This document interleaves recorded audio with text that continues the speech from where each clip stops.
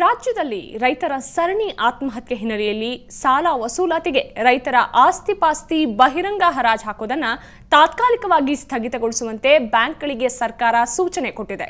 ಆದರೆ ಚಾಮರಾಜನಗರ ಜಿಲ್ಲೆಯಲ್ಲಿ ವಿಜಯ ಬ್ಯಾಂಕ್ ಚಿನ್ನ ಅಡವಿಟ್ಟು ಕೃಷಿ ಸಾಲ ಪಡೆದಿರೋ ರೈತರ ಮಾನ ಹರಾಜು ಮಾಡೋದಕ್ಕೆ ಹೊರಟಿದೆ. ಚಾಮರಾಜನಗರ, ಆಲೂರು ಹಾಗೆ ವೆಂಕಟಯ್ಯನ ಛತ್ರದಲ್ಲಿರುವ ವಿಜಯ ಬ್ಯಾಂಕ್ ಶಾಖೆಗಳು ಸಾಲ ಮರುಪಾವತಿ ಮಾಡದ ರೈತರ ಹೆಸರುಗಳನ್ನು ಪತ್ರಿಕೆಗಳಲ್ಲಿ ಪ್ರಕಟಿಸಿ ಚಿನ್ನ ಹರಾಜು ಹಾಕೋದಾಗಿ ಹರಾಜು ನೋಟಿಸ್ ಜಾರಿ ಮಾಡಿರೋ ಕುರಿತು ಸುವರ್ಣ ನ್ಯೂಸ್ ನಿನ್ನೆ ವರದಿ ಪ್ರಸಾರ ಮಾಡಿತ್ತು. ಈ ಬಗ್ಗೆ ಇವತ್ತು ಚಾಮರಾಜನಗರ ಜಿಲ್ಲೆ ಗುಂಡ್ಲುಪೇಟೆ ತಾಲೂಕಿನ ಹಂಗಳದಲ್ಲಿ ಮಾಧ್ಯಮದವರ ಜೊತೆ ಪ್ರತಿಕ್ರಿಯಿಸಿದ ಸಹಕಾರ ಹಾಗೂ ಸಕ್ಕರೆ ಕಾರ್ಖಾನೆ ಸಚಿವ ಎಚ್.ಎಸ್. ಮಹದೇವ್ ಪ್ರಸಾದ್ ವಿಜಯ ಬ್ಯಾಂಕ್ ವಿರುದ್ಧ ಅಸಮಾಧಾನ ವ್ಯಕ್ತಪಡಿಸಿದ್ದಾರೆ. ಬ್ಯಾಂಕ್ಗೆ ಸರ್ಕಾರದ ಮುಖ್ಯ ಕಾರ್ಯದರ್ಶಿ ಮೂಲಕ ನೋಟಿಸ್ ಕೂಡ ಜಾರಿ ಮಾಡುವಂತೆ ಸೂಚಿಸುವುದಾಗಿ ತಿಳಿಸಿದರು. ನಾನು ಸಂಬಂಧಪಟ್ಟಂಥ ಬ್ಯಾಂಕ್ನವ್ರಿಗೆ ಮಾತಾಡಿ ನಮ್ಮ ಇದನ್ನು ಮುಖ್ಯ ಕಾರ್ಯದರ್ಶಿಗಳ ಮುಖಾಂತರ ನಾವು ಹೇಳಿಸಿರುವಂಥದ್ದು. ಅವ್ರ ಮುಖಾಂತರ ಬ್ಯಾಂಕ್ನ MD ಯಾರಿದ್ದಾರೆ ಅಥವಾ ಚೇರ್ಮನ್ ಯಾರು ಇರ್ತಾರೋ ಅವ್ರಿಗೆ ಈ ರೀತಿ ಪ್ರಯತ್ನ ಮಾಡಿದ್ರೆ ಸರ್ಕಾರವೇ ಅವ್ರ ಮೇಲೆ ಕ್ರಮ ತಗೋಬೇಕಾಗ್ತದೆ ಅಂತ ನಾವು ಒಂದು ಎಚ್ಚರಿಕೆ ಕೊಡಬೇಕಾಗಿದೆ. ಈ ಬಗ್ಗೆ ಇನ್ನಷ್ಟು ಮಾಹಿತಿ ಕೊಡ್ತಾರೆ ನಮ್ಮ ಪ್ರತಿನಿಧಿ ಶಶಿಧರ್. ಇದು ರಾಜ್ಯದಲ್ಲಿ ಮೊದಲ ಬಾರಿಗೆ ಆಗ್ತಿರುವಂತಹ ಇನ್ಸಿಡೆಂಟ್ ಅಲ್ಲ. ಈ ಹಿಂದೆ ವಿಜಯಪುರದಲ್ಲಿ ಆಗಿತ್ತು, ಈಗ ಚಾಮರಾಜನಗರದಲ್ಲಿ ಅದು ಮತ್ತೊಮ್ಮೆ ರಿಪೀಟ್ ಆಗಿದೆ.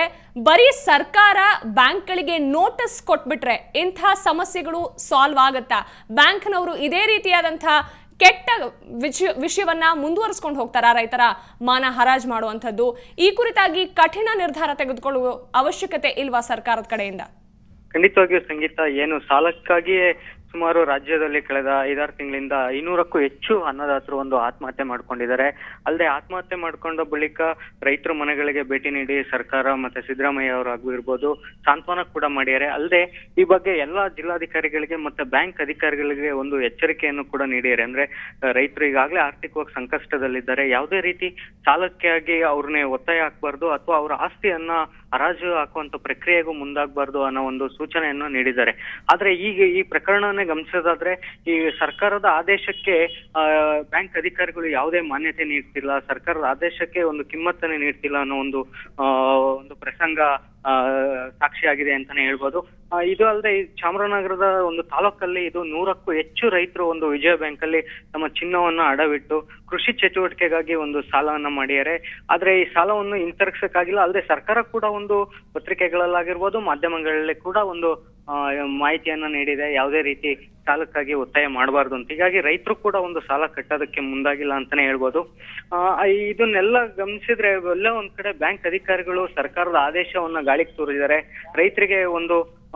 ರೈತರಿಗೆ ಮತ್ತಷ್ಟು ಒಂದು ಒತ್ತಡವನ್ನ ಹಾಕ್ತಾ ಇದ್ದಾರೆ ಅಂತ ಹೇಳ್ಬಹುದಾಗಿದೆ.